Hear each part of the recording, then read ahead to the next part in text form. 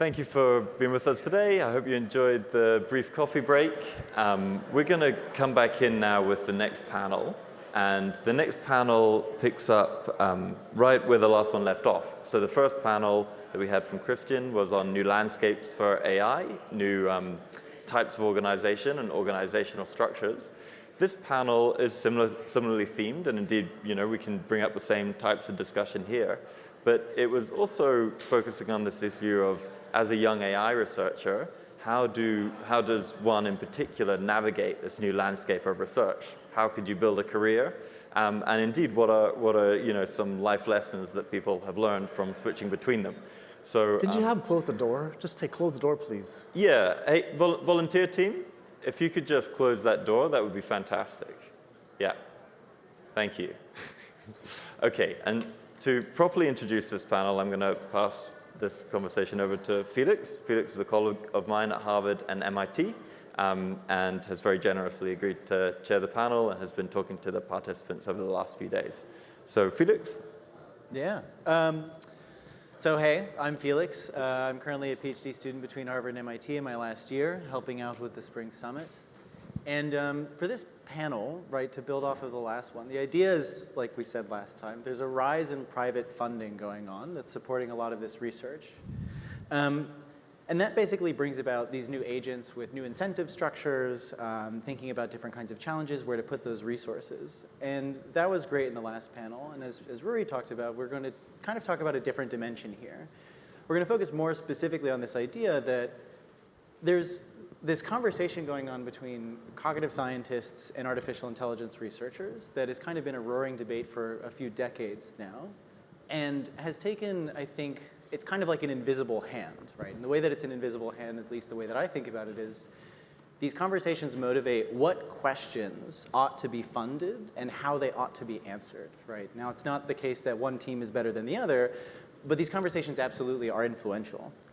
And so basically, this panel is going to focus on that intersection of cognitive science and AI and how that can inform both the structure and the content of innovative research in artificial intelligence.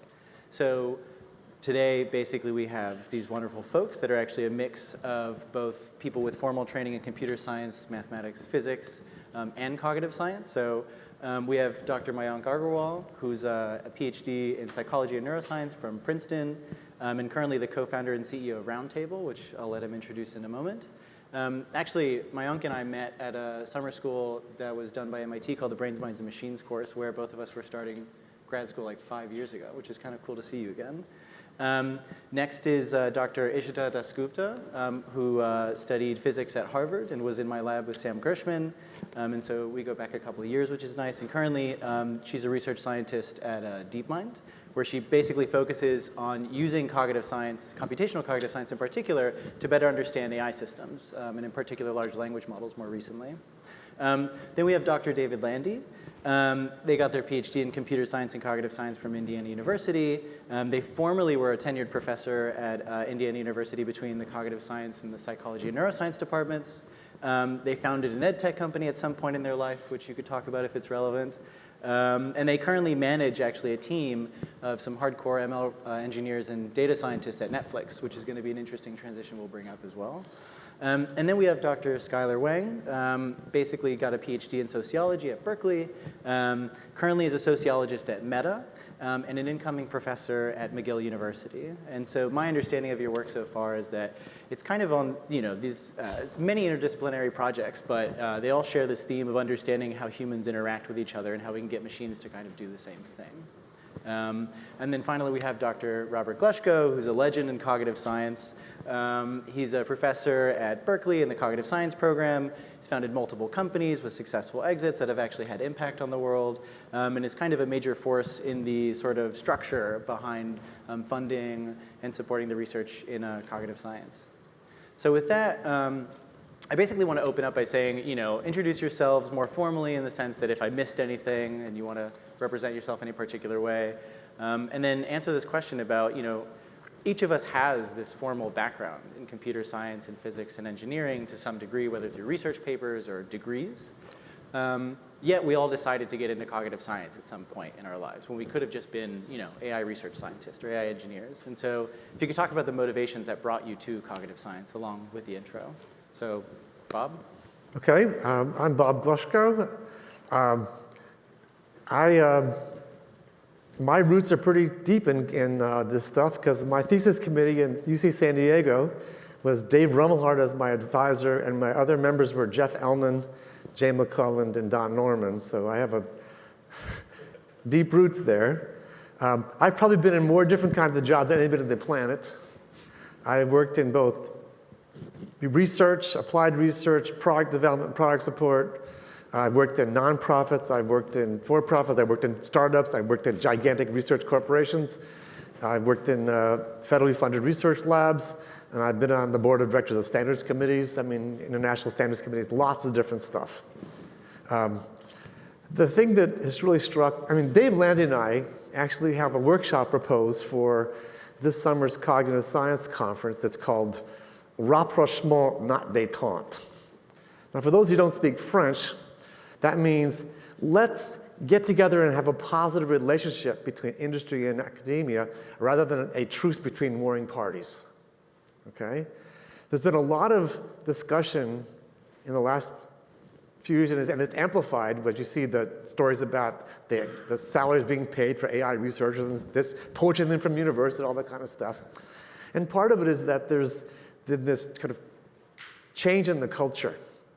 Now, most of you are too young to know the Eagles from the 1970s, but there's a famous line in Hotel California that says, "You can check it any time you like, but you can never leave." That's exactly backwards. The problem with the academy now is you can check it any time you leave, but you can never check back in. It's almost seen as a one-way street. It's very hard to balance work in the university and at the academy and at the industry at the same time. It's really difficult because, especially as a junior person, you're viewed as some kind of mercenary opportunist and you're not really a serious scientist. So, I'm seeing this firsthand with one of my students. I have one of my best undergraduate students ever, joint major cognitive science and data science at Berkeley, got an award as the best math TA for teaching differential equations. She could do the math of AI, okay?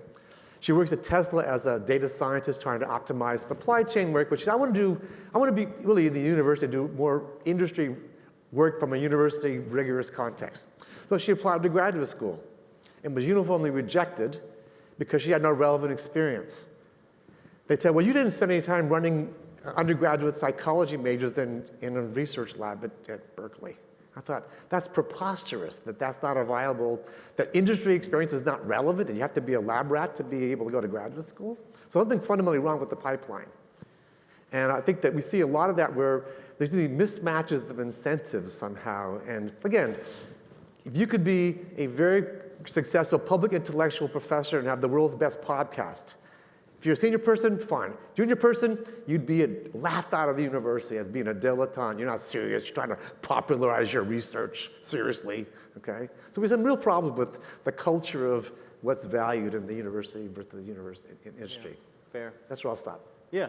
Let's change the question then when you guys introduce Okay. so it's like more contiguous here. Okay. I guess the new question would then be like, what are the personal challenges you've seen navigating academia to industry and then backwards as well, if you have gone backwards? Yeah. So as I think Felix, you mentioned, I started grad school in the physics department. I did my undergraduate in physics back in India. I moved to the US to start a graduate degree in physics. But very early on, I think so the feelings I had, I think, sort of speak to this, academia versus industry trade-off where physics felt very ivory tower. There were like 10 people in the world who cared about this niche problem that I was working on, and it just didn't really feel real to me. Like if I tried to explain to my grandmother why, super cool liquids were interesting, it was pretty hard. So I think so I kind of just started to search relatively from scratch. I just tried, I knew statistics, I knew these computational mathematical methods used to simulate these like many-body systems. And so I just sort of shopped around for places where I could do that, where the motivating problem was also interesting as opposed to just the methods. So then I was grateful to find actually a very, people were very interested in finding people with technical backgrounds to address their questions. So I think I was met positively, so that was a very positive experience. I rotated just through a bunch of different labs in the MIT Harvard area. Finally, what actually I ended up sticking with was Sam Gershman was just starting his lab at Harvard. So I ended up, and so it was also just I want to sort of acknowledge the coincidence of it. Like he was starting a new lab. He had the bandwidth to take on somebody who had no neuroscience or psychology background. And just the idea of using these methods to understand how people think, that's something everybody's interested in, right? Like it's something that it's very easy to explain to my grandmom why that's an interesting problem.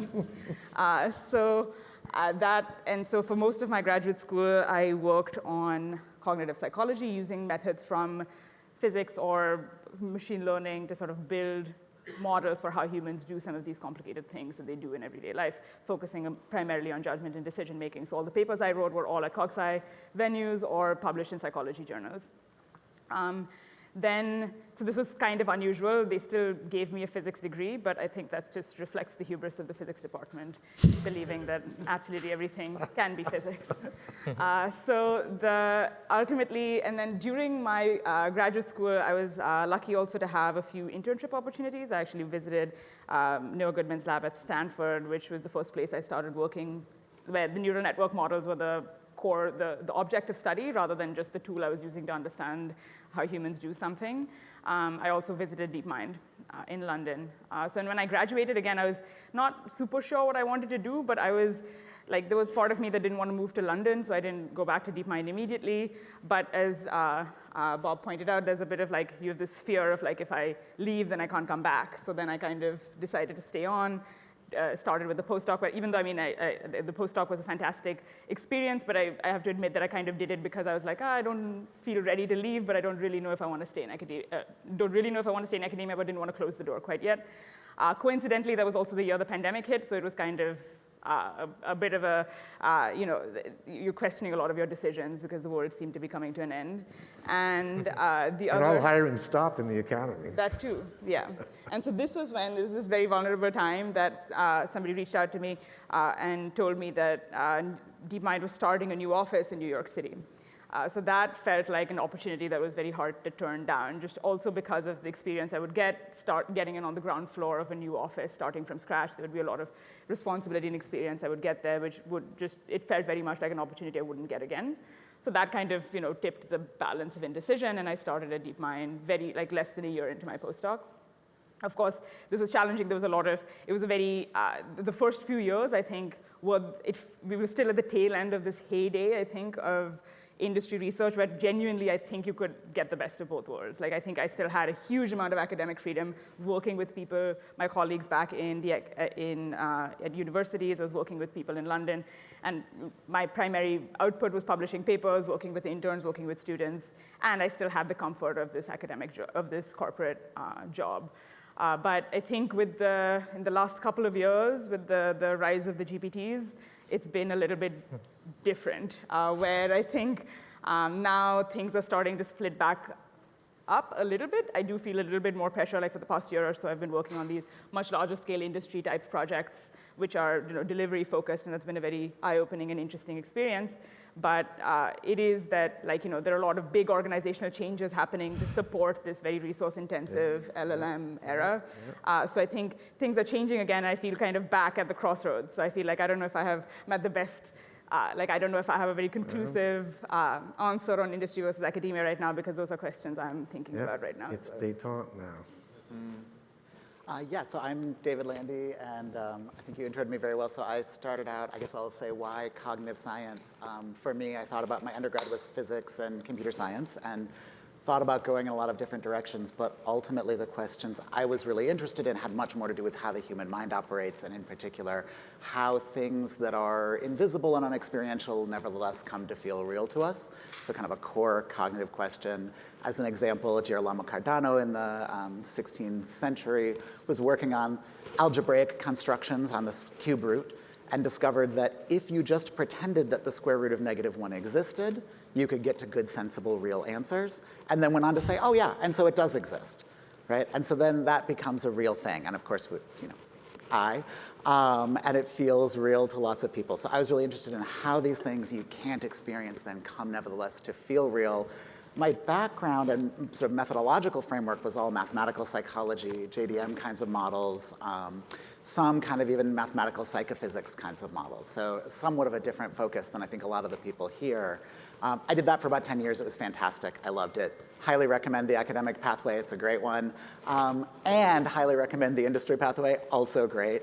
So I'll say one of the challenges for me in moving over was a lot of biases that I think are pretty entrenched in the field, where I was like, oh, well, I don't know if there's anything really interesting to ask out at a company like Netflix, which is where I am now.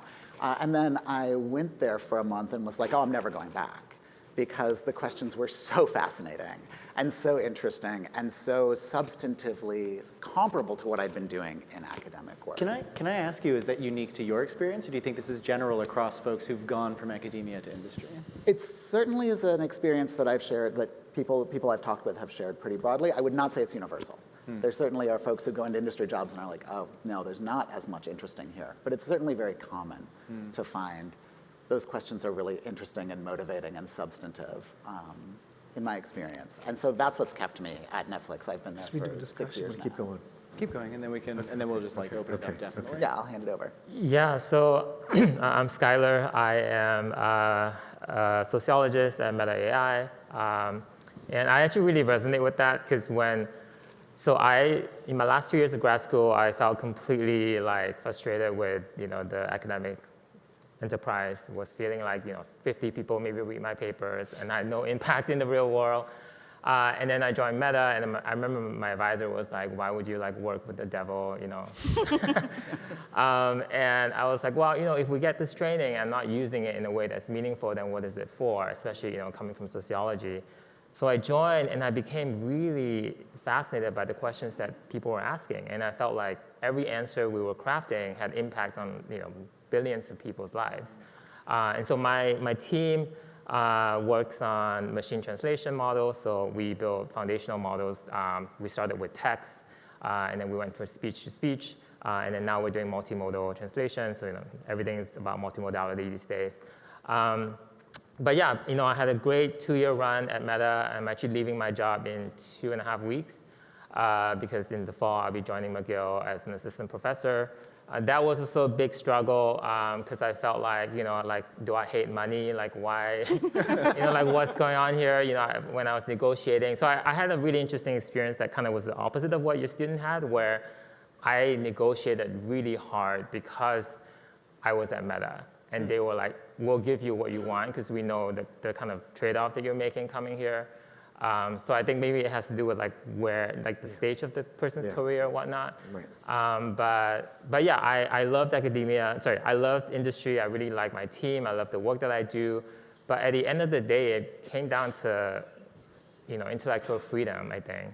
I wanted to really just do my own research projects. I didn't want to think about company priorities, and all that stuff. And also, I think personal reasons as well. My partner works at Google, and I didn't want the both of us to be working, industry. So yeah, it ultimately came down to that. But we'll see, the verdict's now out. I'm curious how my research trajectory will change now that I'm back in academia. So.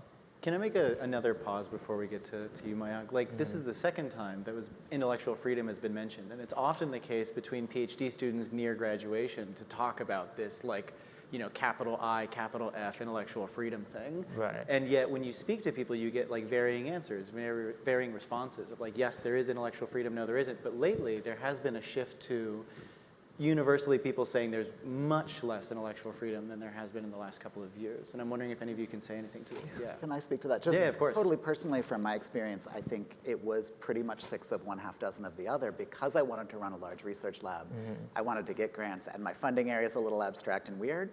So what I would end up doing is working a lot more in educational spaces, which were really interesting, really important. I'm glad I did it. Right. But it still ended up feeling like I was being shaped and bent in the research I was doing about as much there as I am where I am now. So it actually ended up being about the same. I don't think that's everyone's experience, but it was mine. I think that makes a lot of sense. I think the way I've been thinking about it is that, so at FAIR or Facebook AI Research, there are 2 models. One is FAIR Labs, which is kind of what you were describing, where people can just set their own research agendas, they can do whatever they want, but they don't get a lot of attention or support, I think. And then we have the Excel model, which is the model that I'm part of, where it's big teams, and we do one North Star project, right? And we publish these papers. Everything we do is open source. But there, like all the research directions have been set for you, and you're just kind of executing, right? So it's very hard. If you want to do your personal projects, it's like a side quest, right? It's not what you should be spending your 40 hours on. So I think that, to me, I loved it insofar as it's very impactful research, but I don't feel like I can really do what I really want answers for. Right. Yeah, so, but curious, yeah.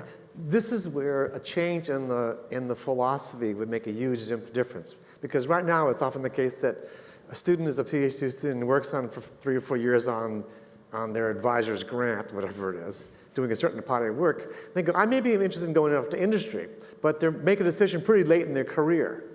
If we could imagine a world where from day one in graduate school, the big corporations, the Googles, the Facebooks, the Microsofts, the Amazons are saying, we're willing to fund research projects with a certain bias toward things that would be useful to us in the long run. You could do industry-relevant real research and have a much broader career choice space when you finished. Instead of having to say, oh God, it's 4 years and I got to change my course because the world's changed. And so I think that we just simply need to find ways, like I said, rapprochement, not détente. Let's find ways to work together earlier, to give more of these career options earlier to students, rather than, I'm graduating with my PhD. I know somebody who works at DeepMind. Maybe I can go there.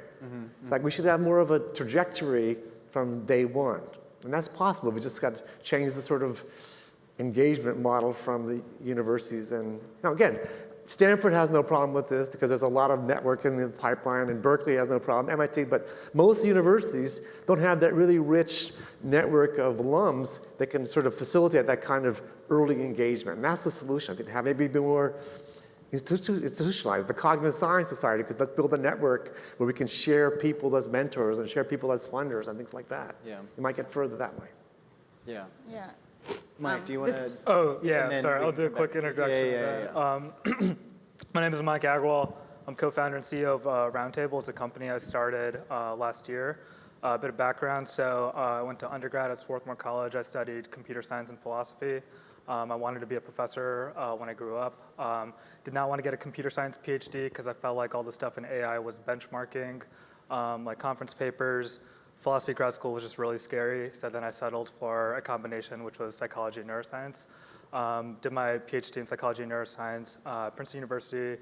Really, really positive experience. Ended up going on the, my goal was to be a professor, went on the faculty job market, went into the negotiations for the faculty job, but was pretty disappointed with what I saw at the academia at the time, and throughout kind of the whole job market process and where I thought the trajectory was headed. So I eventually said no to that and decided to start my own company. Started my own company with a grad school lab mate. We went through Y Combinator last summer. We raised our seed round in August and September, and now we are on the quest for product market fit. And it has been a very different transition. I grew up thinking like publications and citations and H-indexes, whatever, and now I think about month-over-month revenue growth, and it's a very different frame of mind. But last year has probably been the most fun year I've ever had in my life. And yeah, I'm happy to talk about my journey and experience as well.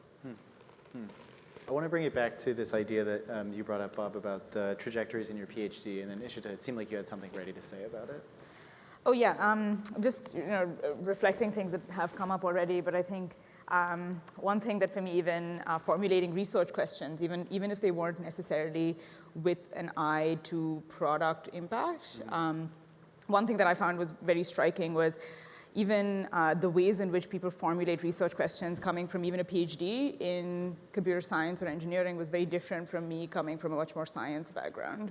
Like, it was difficult for me to even reflect even what Mayank, you mentioned about like that computer science is about pushing benchmarks, but like there were many places where it was very difficult for me to understand how to formulate a research question with improvement in mind. Like that was just, I was very used to the idea that like, a research question is about understanding something. not necessarily about improving something. Yep. And so those two things, it was very like, there were, and I think that's, also goes back to changing things earlier on of like understanding how do you formulate a research question. I think there are people who come from computer science backgrounds who find it a lot easier to sort of feel that they have intellectual freedom while still doing something that is useful for the company because they're used to the notion of formulating questions in a way that has, improvement in mind or like changing something for the better, for better or worse. But so I think that was also something that was a bit of a learning experience for me joining a team where I was surrounded much more by people with computer science or engineering backgrounds. Yeah.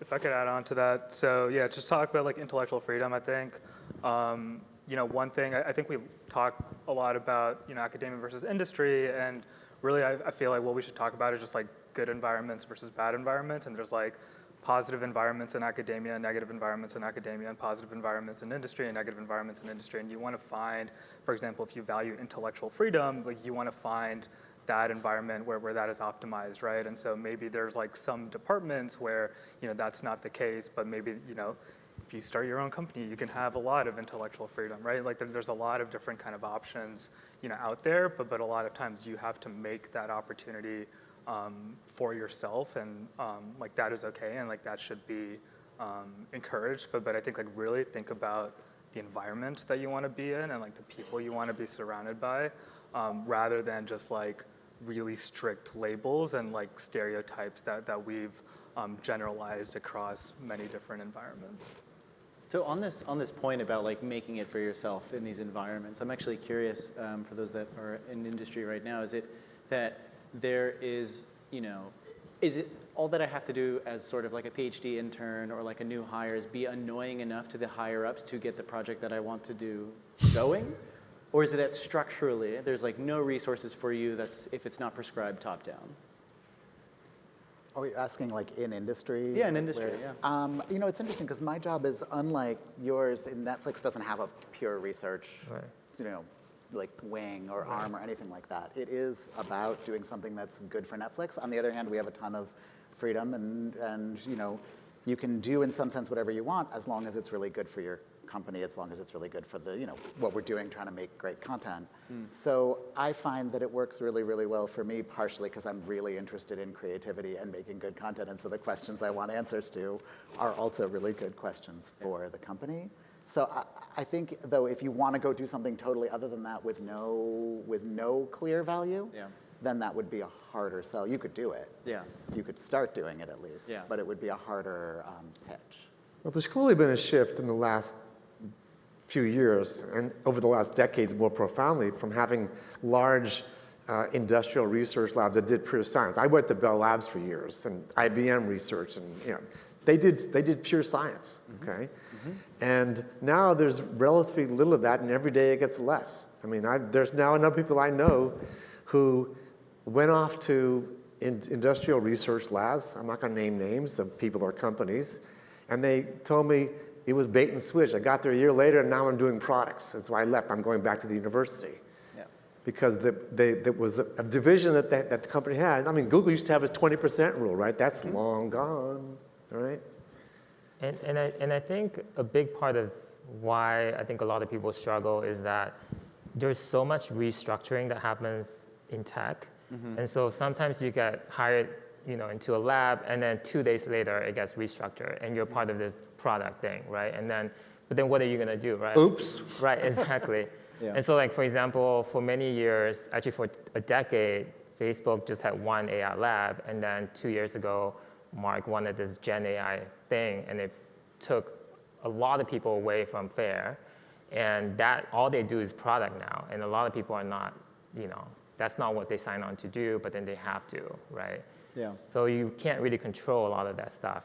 Yeah. So then this might be a good question to ask now, which is, speaking about sort of the personal side of this. If you're like an upcoming graduate student or you're a research scientist right now at one of these companies, or you're faculty, based on your experiences, what do you do, right? Like, what are your strategies for navigating this space that's, highly variable and might not even be in your interest? Well, David and I are trying to change the way that the world works. I mean, we really want to Say there should be more institutional support for these bigger career path things. Like for example, medical students, they get their MD, they can have a residency matching system that's run by the government to find the optimal place to be a resident. I mean, instead of it being, I know somebody who knows somebody at DeepMind or at Meta, maybe we should have kind of maybe a institutionally run kind of matching service to find people better able to match from the first day of their graduate career through some career trajectory to some kind of possible industry role. Again, it was like, that's something which is, right now it's at best, you would say it's inefficient. At worst, it's a total messy disaster. You sort of stumble through until you find a job, right?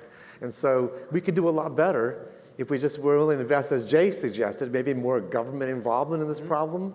Say this is an NIH or an NSF kind of initiative that really helps us optimize the talent in this country. Yeah. We could do a lot better. Yeah. We could do a lot better.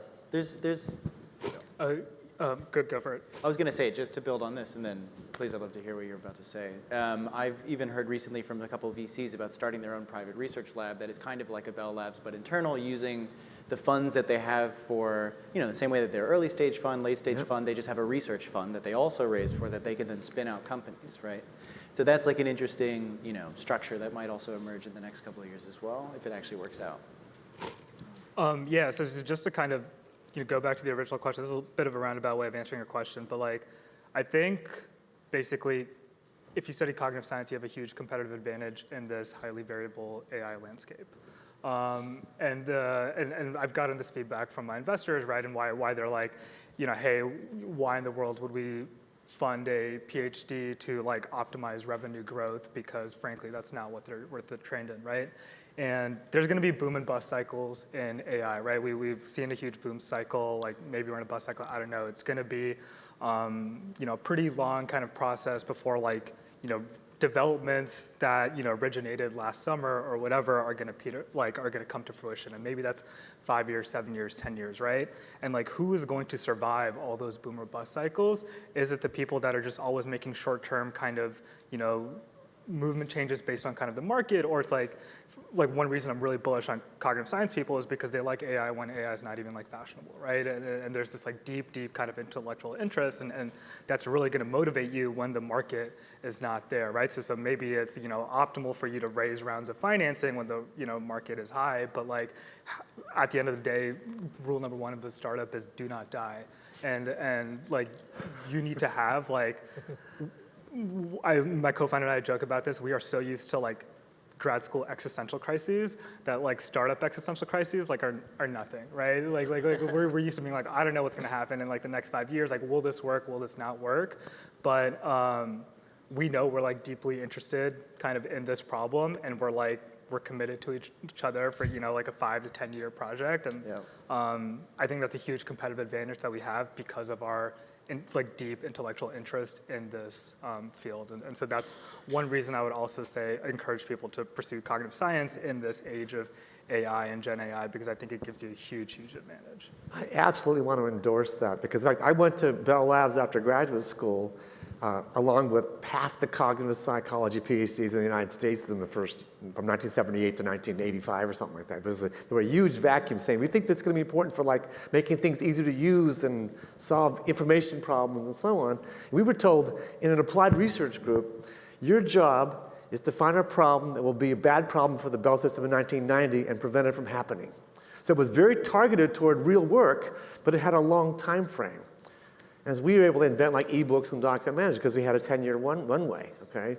So this idea that it's possible, with enough leadership and vision and commitment, rather than being jerked around by shareholders or investors, right, to actually have a long-term runway.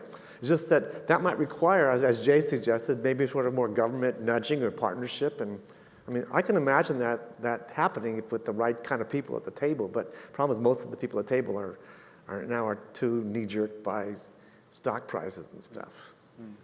So I guess I would say, just on the question of what should you do if you're at that stage in your career, or actually maybe at any stage in your career, is what I would say is just don't take any of what you're going to do too seriously.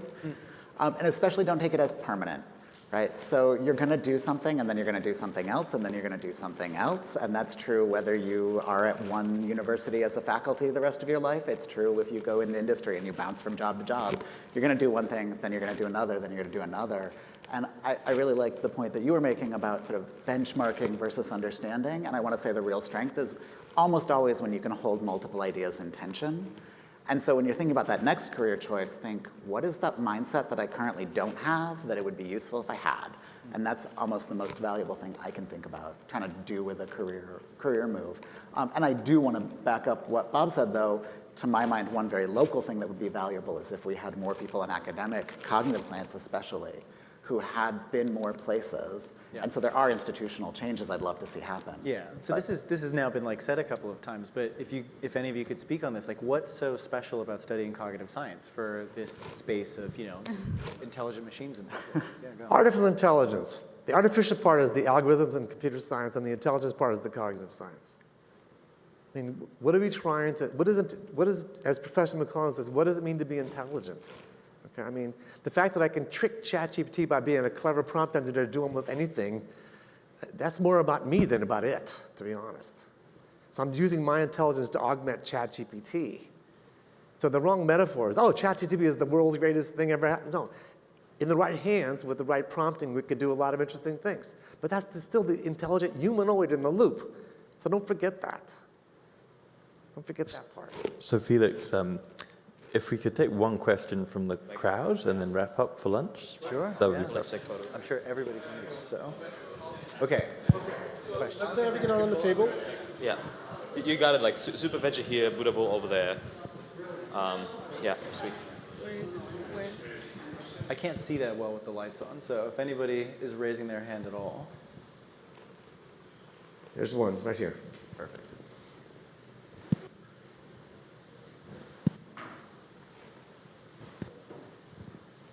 Hi, my name is Jingyu. Thanks for all the discussion. I share a lot of feelings, like same feelings as you said. I'm also a PhD student. I graduated and I went to the industry and work on Google search ranking algorithm. And I kind of being like tired of like driving by the company vision. And I have a lot of tools in my toolbox already. And I start generating a lot of ideas. And I'm kind of like really waiting to get some like intellectual freedom, but just not sure how to do that. Like very like if you have any advice for me, and that would be really appreciated. And then like should I go to academy or like stay in the history industry or whatever? That's yeah. Thanks for any advice. Yeah. Well, one very promising development in the academy is that there are a number of schools. Berkeley is one, San Diego is one, where they're saying, we need to have a more multidisciplinary thing from the beginning. So like Berkeley now has something called CDSS, College of Data Science and Society. San Diego has a merger between cognitive science and data science. Merced is trying to build a school of complex systems which will merge cognitive science, business, and public policy and things that, well, let's start bringing people together from the beginning with these kind of skills. Berkeley even wants to have a department called computational public policy to get the lawyers to talk to the data scientists.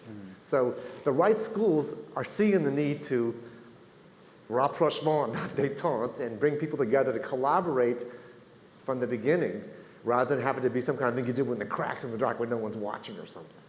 So find the right school, and it's going to be there. They're out there. Not many of them, but they're out there.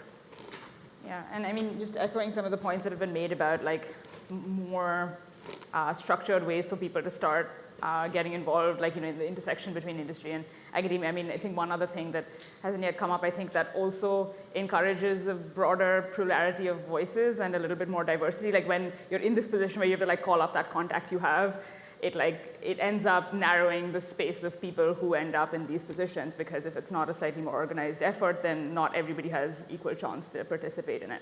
So I think that's another like good argument for like making these a little bit more formal, having like making these institutions a little bit more such that everybody has a little bit more of a chance to get in, and you're not relying on, oh, I'm graduating next week, let me ask my professor who you can introduce me to. So that, yeah, I guess. Yeah, so first of all, I want to acknowledge that you're not alone. I think a lot of people in the industry feel that way. And oftentimes, I don't know, the managers would say like, oh, why don't you just work on it? Like, do it. But then like, there's no incentive, right? Like, it doesn't count towards your job performance, and you're spending weekends working on this research project. So I think, obviously one thing you could do is leave and go to academia, but that's very hard. But then there are a lot of these research labs where they let industry researchers affiliate themselves with these labs. And so then all of a sudden you have access to these research people, but also resources. So for example, when I go to McGill, I'm going to start a lab where I'm going to invite people from industry to kind of join so that they can work on stuff that they're really interested in. So there's this sort of collectiveness, right, that I think can help. But it is a real problem. Like, I think a lot of very intellectually curious people in industry feel trapped. So I don't know, hopefully you'll find the right people, or hopefully you guys, change it structurally for everyone. But yeah. Okay. Yeah. I would agree with that. Like, it is a real problem, and I think it's a real problem for a lot of people. And another solution sometimes is finding that fit where people will support the questions you want to ask. But I guess I want to say I'm not sure intellectual freedom is the right framework for that, so much as like intellectual fit. Like, who's asking the questions you want to ask? And if you want to ask those questions, you can be there and do that. And then if you change, you may need to move somewhere else, and that may be the way that freedom mostly comes about. Cool. Well, Okay. time to eat. Thank you. Thanks,